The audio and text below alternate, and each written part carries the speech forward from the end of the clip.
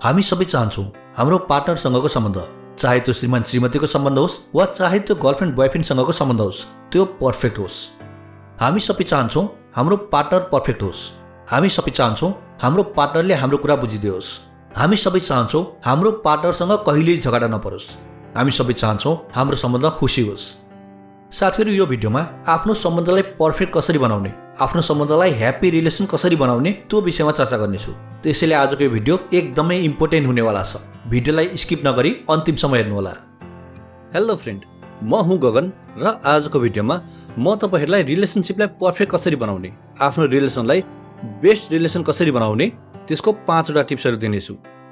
यो 5 वटा tips follow गर्नुभयो भने तपाईको पार्टनरसँगको सम्बन्ध पर्फेक्ट हुन्छ, आइडल हुन्छ। अनि साथीहरू, यो सिक्रेट अफ ह्याप्पी रिलेसनशिपको फर्स्ट पार्ट हो। यसको अरू पार्टहरू पनि आउनेछ। त्यसैले यदि तपाईँ हाम्रो च्यानलमा नयाँ हुनुहुन्छ वा च्यानललाई सब्स्क्राइब गर्नुभएको छैन भने पहिले तलको सब्स्क्राइब बटनमा क्लिक गरी छेउको घन्टी टङ्ग बजाउनुहोला। साथीहरू, सब्स्क्राइब गर्नुभयो नि? पक्का हो नि? यदि सब्स्क्राइब गर्नु भएन भने तपाईको पार्टनरसँग झगडा पर्ने सम्भावना प्रबल छ। Okay, let's back to the topic. साथीहरू, यो भिडियोमा म आफ्नो रिलेसनलाई पर्फेक्ट बनाउनको लागि, आफ्नो रिलेसनलाई बेस्ट बनाउनको लागि के नगर्ने, के कुरा एभोइड गर्ने, के कुरा गर्दा हाम्रो रिलेसनमा, हाम्रो सम्बन्धमा टेन्सन क्रिएट हुन्छ, हाम्रो सम्बन्धमा फाटो आउन सक्छ, ती कुराहरूको बारेमा चर्चा गर्नेछु। जुन कुराहरूलाई हाम्रो सम्बन्धमा आउन दिनु हुँदैन, हाम्रो सम्बन्धमा आउनबाट रोक्नुपर्छ, ती कुराहरूको बारेमा चर्चा गर्नेछु। आजको भिडियोमा हटाउनु पर्ने कुराहरूको बारेमा चर्चा गर्नेछु भने नेक्स्ट भिडियोमा के गर्नुपर्छ ती कुराहरूमा चर्चा गर्नेछु। त्यसैले भिडियोलाई धेरै लामो नबनाइकन let's get started. First point, शंका यानी कि डाउट। अधिकांश सम्बन्धहरूको बिग्रिन सुरुवात हुने फर्स्ट पोइन्ट हो शंका यानी कि डाउट। भनिन्छ नि, शंकाले लङ्का जलाउँछ। तर साथीहरू, शंकाले लङ्का जलाओस् कि नजलाओस्, यदि सम्बन्धमा शंका छिर्यो भने, सम्बन्धमा यो डाउट नामको कीटाणु छिर्यो भने त्यसले सम्बन्ध चाहिँ पक्कै जलाउँछ, त्यसले सम्बन्धलाई डढाउँछ नै। थाहा छ फ्रेन्ड्स, यो शंका भनेको एक किसिमको दीर्घ रोग जस्तै हुन्छ जुन लागेपछि हत्तपत्त छोड्दैन। शंकाको बारेमा एक्सप्लेन गर्नु अगाडि म तपाईहरुलाई एउटा फ्याक्टको बारेमा बताउँछु। हाम्रो दिमागको बारेमा एउटा फ्याक्ट। हाम्रो दिमागले दिनमा जति पनि कुरा सोच्छ ती मध्ये 80% कुरा नेगेटिभ हुन्छ र 20% कुरा मात्रै पोजिटिभ हुन्छ।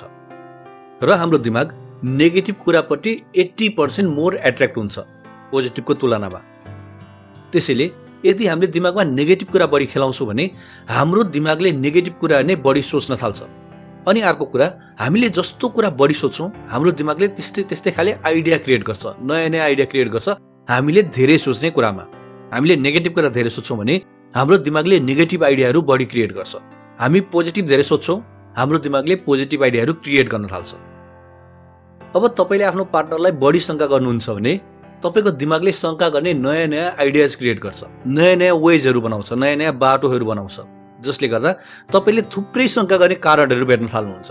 सानो भन्दा सानो कुरामा पनि अब तपाईलाई आफ्नो पार्टनरप्रति शंका लाग्न थाल्छ। एक अवस्थामा त यस्तो फेजमा पुग्छ तपाईको दिमाग, नर्मल भन्दा नर्मल कुरामा पनि शंका लाग्न थाल्छ। जस्तो तपाईको पार्टनरको फोन उठेन, शंका लाग्छ। तपाईको पार्टनरको फोन उठ्न 2 सेकेन्ड ढिलो भयो, शंका लाग्छ।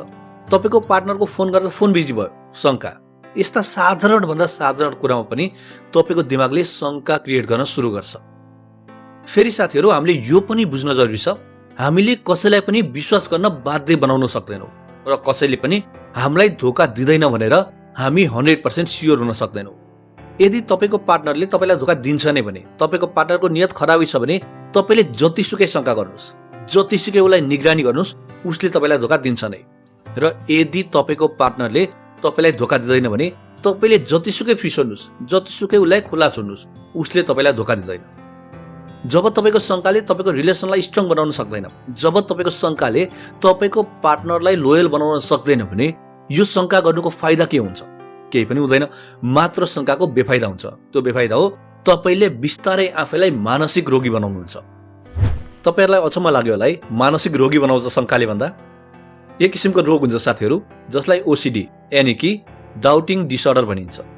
यो एउटा एक्चुअल मेन्टल रोग हो, जुन रोग लागिसकेपछि हामीले ट्रिटमेन्ट गर्नुपर्छ, साइकोलोजिस्टका गएर या साइकियाट्रिकका गएर। साथीहरू, एउटा पर्फेक्ट सम्बन्ध, एउटा पर्फेक्ट रिलेसन शंकाको बलमा होइन, विश्वासको बलमा सुरुवात हुन्छ। जहाँ विश्वास हुन्छ त्यहाँ एउटा पर्फेक्ट सम्बन्ध हुन्छ। जहाँ शंका हुन्छ त्यो सम्बन्ध कहिले पनि पर्फेक्ट हुँदैन। त्यसैले आजबाट शङ्का गर्न बन्द गर्नुहोस् र एउटा विश्वासको सम्बन्ध बनाउनुहोस् र आफ्नो रिलेसनलाई पहिलो चरणमा स्ट्रङ बनाउनुहोस्। शङ्का गर्न बन्द गर्नुहोस्। सेकेन्ड नम्बर, तुलना यानी कि compare. The second thing you should never do in a relationship is compare. साथीहरू, एउटा खुसी मुडलाई, एउटा ह्याप्पी मुडलाई क्षणभरमै खराब बनाउने, क्षणभरमै एङ्ग्री मुडमा परिणत गर्ने चिज हो कम्पेयर। यदि तपाईँले आफ्नो पार्टनरको कम्पेयर अरूसँग गर्नुहुन्छ भने यसले सम्बन्धमा इस्यु क्रिएट गर्छ, समस्याहरू बढ्न थाल्छ, जसले सम्बन्धमा अनावश्यक झगडाहरू निम्ताउन थाल्छ। किनकि संसारमा यस्तो व्यक्ति कोही पनि छैन जसलाई आफ्नो कम्पेयर अरूसँग गरेको मन परोस्, स्पेसली नेगेटिभ वेमा। हामी मध्ये धेरैको बानी हुन्छ आफ्नो पार्टनरको केही कुरा मन परेन भने अरूसँग कम्पेयर गरिदिने। फलानुको वाइफ, फलानुको हस्बेन्ड, फलानुको बोयफ्रेन्ड, फलानुको गर्लफ्रेन्ड, उसको यो कुरा राम्रो छ, यस्तो बानी राम्रो छ, ऊबाट सिक्नु नि यो कुरा भनेर कम्पेयर गरिदिन थाल्छौँ र यहाँबाट सुरु हुन्छ हाम्रो सम्बन्धमा फाटो। यहाँबाट फाटो आउन सुरु गर्छ सम्बन्धमा। अब तपाईँहरूले भन्नुहोला, सर यसमा त हामीले कुनै गलत इन्टेन्सन राखेको हुँदैनौँ त, आफ्नो पार्टनरको यो कुरा पर्फेक्ट होस् भनेर भनेको। म मान्छु त्यो कुरा, म मान्छु कि त्यो अवस्थामा हाम्रो इन्टेन्सन गलत हुँदैन, तर भन्ने शैली चाहिँ गलत हुन्छ। यस्तोमा हाम्रो पार्टनरले त्यो कुरालाई पोजिटिभ रूपमा लिने होइन। हाम्रो पार्टनरको मनमा इन्सिक्युरिटीहरू पैदा हुन थाल्छ, डाउट पैदा हुन थाल्छ, जेलसी पैदा हुन थाल्छ। यसले रिलेसनमा प्रब्लम क्रिएट गर्छ, इस्यु क्रिएट गर्छ। सो यदि तपाईँको पनि आवेगमा आउँदा या अरू कुनै पनि अवस्थामा आफ्नो पार्टनरको अरूसँग कम्पेयर गर्ने बानी छ भने यसलाई तुरुन्तै हटाउनुहोस्। आफ्नो पार्टनरको कुनै कुरा मन पर्दैन भने शान्त रहेर उसलाई छुट्टै राखेर एकान्तमा राखेर सम्झाउनुहोस्, यो कुरा यस्तो हुनु हुँदैन, यो कुराले मलाई ब्याड फिल गराउँछ, तिमीले यो कुरालाई यसरी गरिदिँदा त्यसले मलाई ब्याड फिल गर्छ, मलाई नराम्रो लाग्छ, प्लिज यसलाई रोकिदेऊ अथवा यसलाई यसरी गर भनेर शान्तसँग सम्झाउनुहोस्, तर कम्पेयर नगर्नुहोस्। साथीहरू, अब थर्ड पोइन्टको कुरा गरौँ। थर्ड पोइन्ट हो आफ्नो बारेमा मात्रै सोच्नु वा बिङ सेल्फिस। साथीहरू, this is one of the major reason of divorce और ब्रेकअप। जुन कुनै पनि सम्बन्धमा जब व्यक्ति सेल्फ ओरिएन्टेड हुन्छ, जब व्यक्ति सेल्फ माइन्डेड हुन्छ, त्यो सम्बन्ध नर्क भन्दा फरक रहँदैन। जुनसुकै सम्बन्धमा पनि यदि व्यक्तिले आफ्नो बारेमा मात्रै सोच्छ, मेरो पार्टनरले यस्तो गर्दै हुन्थ्यो, मेरो पार्टनरले यस्तो गर्दै म खुसी हुन्थेँ, यसरी बोल्दै हुन्थ्यो, यसरी खाइदै हुन्थ्यो, मेरो पार्टनरले यो कुरा गर्दैदेखि म खुसी हुन्थेँ, म यस्तो चाहन्थेँ भनेर आफ्नो बारेमा मात्रै सोच्छ भने त्यो सम्बन्धको ढिलो चाँडो स्याड इन्डिङ हुन्छ नै। फ्रेन्ड्स, एउटा भनाइ छ नि, relationship is not only about taking, it's about giving too. मतलब सम्बन्धमा आफूले चाहेको मात्रै पाउनु होइन, आफूले पनि दिन सक्नु हो। मैले के गर्दै भने मेरो पार्टनर खुसी हुन्छ, मेरो पार्टनरको लागि के कुरा मैले गर्दै भने ऊ मसँग ह्याप्पी रहन सक्छ, यो कुरा पनि हामीले सोच्नुपर्छ। आफ्नो खुसी मात्रै सोच्ने हो भने सम्बन्ध नर्कभन्दा फरक रहँदैन। त्यसैले साथीहरू, यदि तपाईँ पनि आफ्नो सम्बन्ध पर्फेक्ट होस् भन्ने चाहनुहुन्छ भने आजैबाट, इनफ्याक्ट अहिलेबाट आफ्नो पार्टनरको बारेमा पनि सोच्न थाल्नुहोस्, आफ्नो पार्टनरको खुसीको बारेमा पनि सोच्न थाल्नुहोस्। मैले के गर्दै भने मेरो पार्टनर खुसी हुन्छ, सोच्न थाल्नुहोस्। अब पालो चौथो पोइन्टको, र चौथो पोइन्ट हो धेरै एटेन्सन सिकर नबन्नुहोस्। साथीहरू, संसारमा दुई किसिमका एटेन्सन सिकरहरू हुन्छन्। एक हेल्दी एटेन्सन सिकर, दुई अनहेल्दी एटेन्सन सिकर। नर्मली जो हेल्दी एटेन्सन सिकरहरू हुन्छन् उनीहरू आफ्नो पार्टनरसँग मिठो बोलेर, हाँसी मजाक गरेर, राम्रो व्यवहार गरेर, राम्रो साथ सपोर्ट गरेर, राम्रो गेटअप गरेर, राम्रो मिठो बोलेर आफ्नो पार्टनरको एटेन्सन ग्र्याब गर्छन्। तर कहिलेकाहीँ यही एटेन्सन सिकिङको नाममा केही मान्छेहरू अनयुजुअल हरकतहरू गर्न थाल्छन्।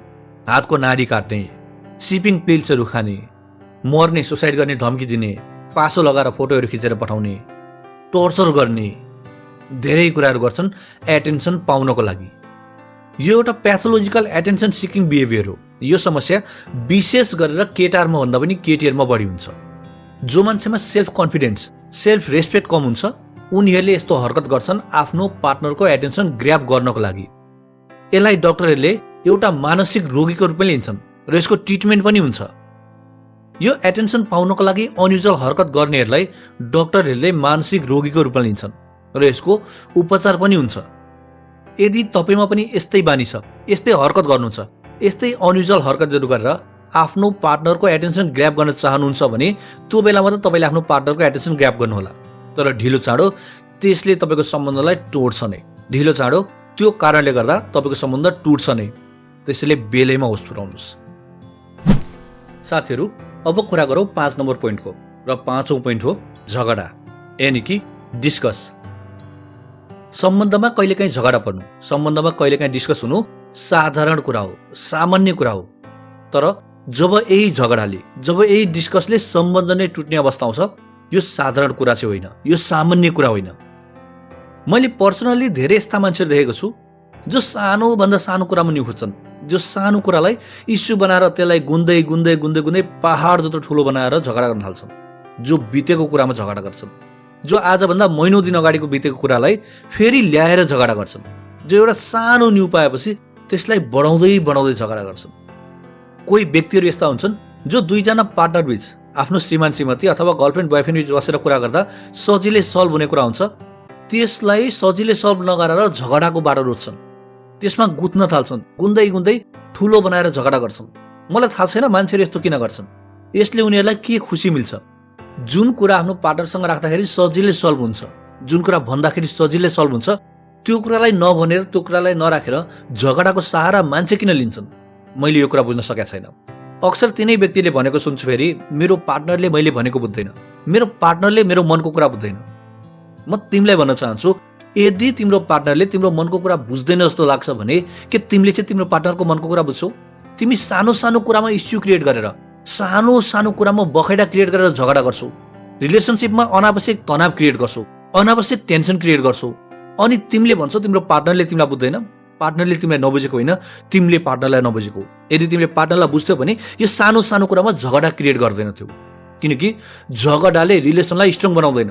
हो, डिस्कस हुन्छ सम्बन्धमा, तर यसको मतलब यो होइन कि सानो सानो कुरालाई ल्याएर रिलेसनमा टेन्सन क्रिएट गर, सम्बन्धलाई बिगार्नतिर लाग। आइएम सरी यदि यो कुराले मनमा छोयो भने। मैले धेरै सम्बन्धहरू देखेको छु जसलाई यही साना साना झगडाहरूले गर्दा टुटेका छन्। यदि तपाईँ चाहनुहुन्छ कि तपाईँको सम्बन्ध तपाईँको काबुमा रहोस्, तपाईँको पार्टनर तपाईँको काबुमा रहोस्, तपाईँको पार्टनर तपाईँ अनुसार चलोस् भने पहिले आफ्नो रिसलाई काबुमा राख्न सिक्नुहोस्, आफ्नो झगडा गर्ने बानीलाई काबुमा राख्नुहोस्।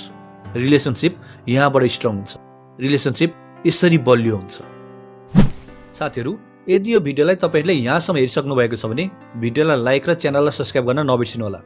साथीहरू, मेहनत लाग्छ यार यस्तो भिडियो बनाउन, यस्तो कन्टेन्टलाई क्रिएट गर्न धेरै समय लाग्छ। र जब तपाईँहरूले लाइक गर्नुहुन्छ, जब तपाईँहरूले कमेन्ट गर्नुहुन्छ, कमेन्टमा माया पोख्नुहुन्छ, आनन्द मिल्छ, यस्तै कन्टेन्ट ल्याउनको लागि मोटिभेट मिल्छ। त्यसैले यदि तपाईँ अझै यस्तै कन्टेन्ट चाहनुहुन्छ, यस्तै कन्टेन्ट आइरहोस् भन्ने चाहनुहुन्छ भने च्यानललाई सब्स्क्राइब गरिदिनु होला, भिडियोलाई लाइक गर्नुहोला र कमेन्टमा माया पोख्नुहोला। म तपाईँलाई अरू कुनै भिडियोमा भेट्नेछु, त्यतिन्जेललाई बाइ बाइ।